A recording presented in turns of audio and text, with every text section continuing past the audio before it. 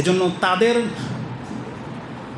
ধান্দায় আপনারা পড়বেন না। কি বলবো আমরা, কি ভাষা ব্যবহার করব, তাদের এই সমস্ত কথায় আপনারা ধোঁকা খাবেন না। নিঃসন্দেহে ক্ষমতা চেয়ে নেওয়াটা এটা ইসলামের কোনো থিওরি নয়।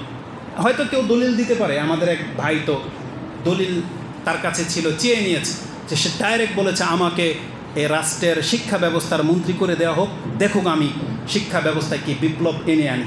দলিল কি? ইউসুফ আলাইসালাম।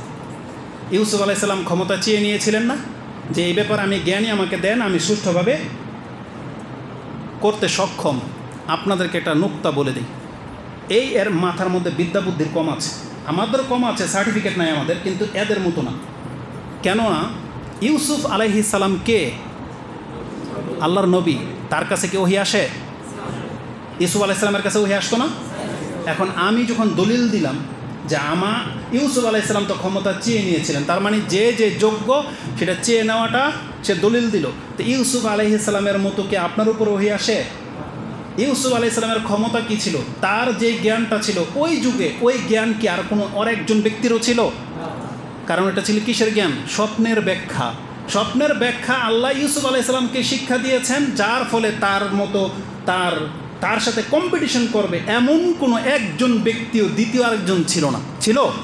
কিন্তু আপনি যত বড় পণ্ডিত জ্ঞানী, বাংলার জমিনে খুঁজলে কি আপনার সমকক্ষ পাওয়া যাবে না?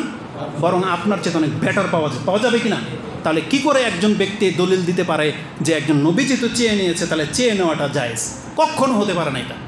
বরং ইসলামকে তারা বুঝেছে নিজের মতো করে, উল্টাপাল্টা করে। বহুত ব্যাপার আছে। তার একটা বক্তব্য এটাও বলেছে যে আমাদেরকে খাজির আলাইহিস সালামের মতো হতে হবে, মুসা আলাইহিস সালামের মতো না, মানে বিচক্ষণ হতে হবে। সুবহানাল্লাহ, বলে কি? আরে মুসা আলাইহিস সালামের চাইতেও কি বিচক্ষণ খাজির? তার বিদ্যা বুদ্ধির মধ্যে ত্রুটি আছে। মুসা আলাইহিস সালাম হচ্ছে উলুল আজমি মিনার রাসূলদের একজন। কি মনে করেন আপনি? এটা একটা শিক্ষার ব্যাপার ছিল যে মুসা আলাইহিস সালামের মধ্যে যাতে অহংকার চলে না আসে, এই জন্য আল্লাহ তাকে সেই জ্ঞান দেয়নি যেটা খাজির আলাইহিস সালামকে দিয়ে তাকে শিক্ষা দেওয়ানো হয়েছিল। কিন্তু মুসা আলাইহিস সালাম ছিল একজন রাসূল। কি মনে করেন আপনি এটা?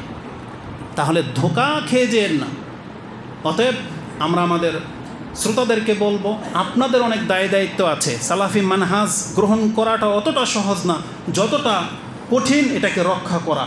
এই জন্য যদি আপনি নিজেকে সালাফি মানহাজের দাবি করে থাকেন যে আমি কোরআন সুন্নাহওয়ালা, আমি বুঝি এবং মানি, তাহলে আপনি আপনার সব কিছুকে ঠিক করেন, চিন্তা ভাবনাকে ঠিক করেন, আমলকে ঠিক করেন এবং প্রত্যয়ের সাথে আল্লাহর দ্বীনকে মেনে চলবেন, এই ওয়াদা করে এখান থেকে উঠবেন। আল্লাহ আমাদেরকে তৌফিক দান করুন। আকুলু লিকাউলি হাযা আস্তাগফিরুল্লাহ লি ওয়া লাকুম ওয়া লিসাইরিল মুসলিমিন ফাস্তাগফিরু ইন্নাহু হুয়াল গফুরুর রহিম।